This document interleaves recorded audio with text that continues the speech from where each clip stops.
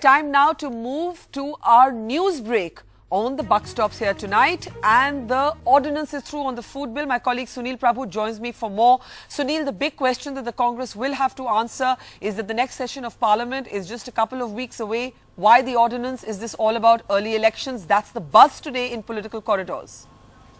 Well, I think that answer has been replied quite emphatically by the Congress new General Secretary, Mr. Ajay Maken, saying that we wanted to pass it in the budget session. We weren't able to do so, but nevertheless, we were able to get the cabinet to pass it.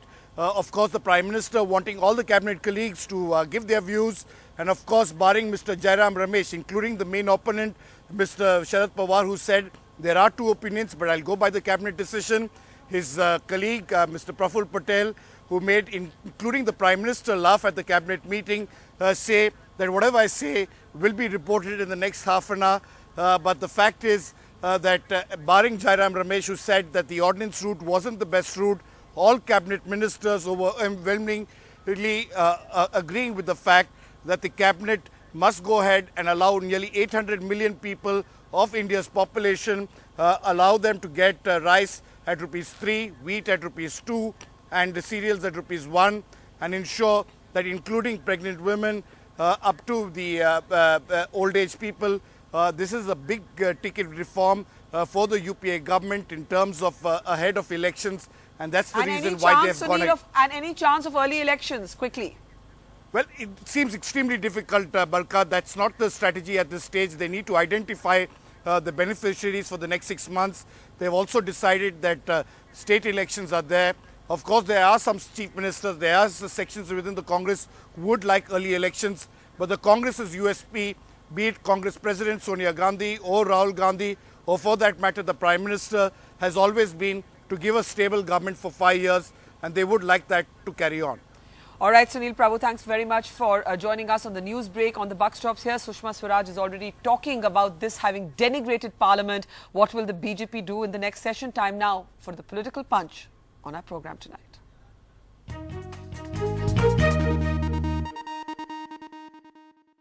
So are we headed for an early election? That's the chatter in the political corridors today after an ordinance was cleared by the cabinet on the food security bill. Why did the government need to bring in an ordinance when the next session of Parliament is just a few weeks away? Why is the government in such a hurry? It's a landmark, crucial, critical piece of legislation. Should it not have been discussed in Parliament? Joining us now, Abhishek Singhvi, Senior Leader of the Congress. From the BJP, we're joined by Senior Leader of the BJP, Chandan Mitra.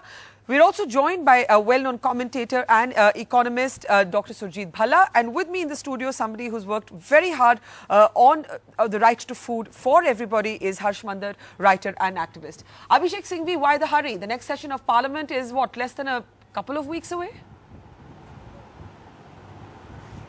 This is an interesting and an amusing question involving the BJP. A bill which was repeatedly tried to be introduced, discussed, or at least moved in Parliament. A Parliament session which in the last 15 or 20 years has had the maximum loss of time. You disrupt again and again, and then you ask the question that yes, basically it's in public interest, we want to support it with some changes, but why are you bringing an ordinance? We are bringing an ordinance because in the last 4 sessions, Mr. BJP, you have shown your clear disruptive tactic, and you now want to take it away from the very short monsoon session and then straight into the elections, and you want something which you know is a showpiece UPA legislation which we have worked hard on for years. But why do you need the BJP to pass the bills if you have the numbers? It's very understandable how... Mr. Singhvi, why do you need the BJP to pass the bill if you have the numbers? Well, no, we don't. It's not a question of... No, 1 minute, Barkha. That's very interesting. There's no question of having the BJP support. For God's sake, we have well past the stage when we look for the BJP support for virtually anything. The problem is you don't allow Parliament to function. I would go to the extent that if you were even to walk out, and I certainly don't support a walkout, please don't misunderstand me, but if you were to even walk out and Parliament was to function sanely and sedately, some work could be done. But you actively, affirmatively disrupt. Your object is that nothing should be done unless our thing is done first. And what is their thing? First discuss this news report today. First discuss this discussion today. First have voting on this so-and-so. No legislative agenda. Okay, let me take that to Chandan Please Mitra. understand who's Let asking me the take that to question. Chandan For the Mitra. moment, I'm not speaking on the merits of the bill. Yeah, we'll come to the merits of the bill as well. They have a huge amount of accountability and unanswered questions to the country. Yes, hang on. Chandan Mitra, someone as senior and well respected as Amartya Sen actually argued that every time Parliament was disrupted and the food security bill was not cleared, you needed to juxtapose those times with the number of people dying from hunger. He said that you needed to send that kind of shockwave through the collective conscience of the country. Now, Chandan Mitra, does Abhishek Singhvi have a point that there's no guarantee from the BJP that the next session of Parliament would have been allowed to function? So why crib about the ordinance now? Firstly, on your point about Amartya Sen, I think you should get his facts right. People are not dying of hunger. Farmers are committing suicide because the Congress governments have lured them into planting cash crops, and banks are too ready to advance loans, or the various rural moneylenders, and unable to repay, they are committing suicide. That is why deaths in rural areas are shooting up, not because people are dying of hunger, and certainly... No, Chandan, are you saying there's no hunger in this country? Chandan, are you saying that there is no hunger in this country? No, I'm not saying that. I mean, 48% of children under the age of 5 in this country are stunted. 48% of children under the age of 5 in this country are stunted. Look, Barkha, let us not confuse the issues. There is, to use a term first coined by Amartya Sen, there is endemic hunger in this country. Yes. Malnutrition is definitely there, I'm not disputing. But, to say that people are dying of hunger because the food security bill hasn't been passed, I mean, I'm afraid Dr. Amartya Sen has nowadays become a propagandist for Sonia Gandhi, and therefore, without any disrespect to his economic understanding, I absolutely disagree with this observation. Okay, come to the point. Would you have allowed Parliament to function? First part. Yeah. Of course we would have. We have never disrupted Parliament that way. There were certain issues. Now you are going to loot, steal. Your ministers are going to, take money left, right, and centre, and to a legitimate demand such as the resignation of a minister, you are going to say nothing doing in Parliament will be adjourned, and then as soon as the session is over, you will get the man to resign. So given all that, Chandan, given all that, would Parliament have functioned this time for the food bill? Of course.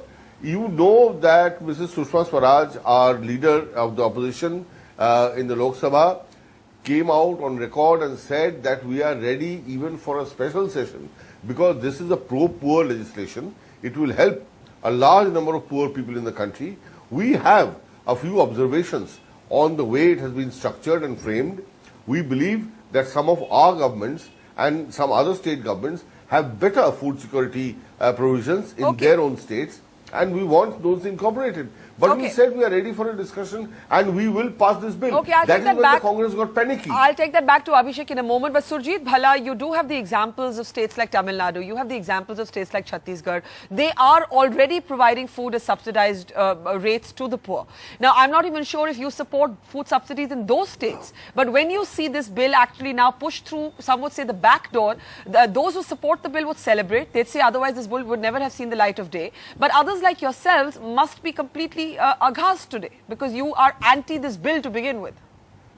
Well, let's understand what one is anti with, and I hope the discussion doesn't get into I care for the poor and you don't care for the poor and you're a bad person and I'm a good person. So let us just, try and avoid that. And second, let's not have facts become hostage to propaganda. You just mentioned about that 48% of people under the age of 5 was stunted. Yes. And let us take that fact as given. Because you have announced it on NDTV, it must be a fact, and I'm sure Amartya Sen also says it. I'm quoting Therefore, it from must the be Ministry a fact. of Statistics and Program Implementation. I know. Yeah. Now, the point is, let us try and understand what causes stunting. Yeah. Is it the calories that you get from rice and wheat, or is it because of lack of water, lack of sanitation, lack of protein? So if you are concerned about stunting and about malnutrition, then this food security bill is not for you. Then last point, you mentioned about Tamil Nadu, Chhattisgarh, yes. And maybe a couple of other states have almost universal food security Gujarat. right now. Is there no Pradesh, example Gujarat. of stunting in Tamil Nadu? So are you telling me that because they have this, if you were to offer me that evidence, Barkha, Yeah. then I would say that maybe we should do this. Okay. But the point is there is no relationship that either you have shown, or the UN has shown, or the Planning Commission has shown, or Amartya Sen has shown, that lack of calories from rice and wheat is the one causing stunting. Okay, let me take that to Harsh Mandar and then we'll go back to the politics of this. Surjit Bhalla seems to be making the argument that even if you look at the states in India where there is a kind of universalization of food rights or the right to food, there is no proportionate decline in the statistics of malnourished children, for example. Now, what seems to have happened here, which is making people cynical, is that something so critical is actually being done in a hurry. For example, it's being done without enough debate on whether a highly corrupt PDS system, public distribution system, is necessarily going to work better now than it has empirically in the past. Yeah. I think that, Sujit is completely right that just calories is not going to address malnutrition. But the food bill, firstly, is not just about calories. It's about, in fact, there's too much attention to the PDS component. There's child nutrition. There's one of the best things in the food bill is for the first time the country has universal maternity benefits. Yes. So what they've knocked out of the bill, which I'm really unhappy about, and I wish there was a debate, was about destitute feeding, was about community kitchens for the homeless, migrants' rights, and so on and so forth. So let's recognize that the bill is addressing a much larger canvas than the PDS. Secondly, it's no one's claim that this bill, even in its more ideal form, would end hunger or malnutrition tomorrow. Yeah. But it would be a significant step. What is historic about this bill, Barkha, and why I feel that this country should have paid attention to it over the last 4 years, and it's not just the last session, is that it creates legal duties on the state to ensure that nobody sleeps hungry. There are 230 million people who sleep hungry. But the argument that you didn't need this bill, that you do have states where right to food already exists. Absolutely. But what this bill does is to create legal obligations that if the state fails, I can go to a court and force it to do so. There was a right to, there was Sarv Shiksha Abhiyan before we had the right to education. The purpose of rights-based legislation is to create binding... So I can, as somebody who doesn't get food, go and say this is my right, and there can be legal action against the state? There can be legal action against the state, and that's really the starting point. It is a process of making the state accountable to ensure that no one sleeps hungry.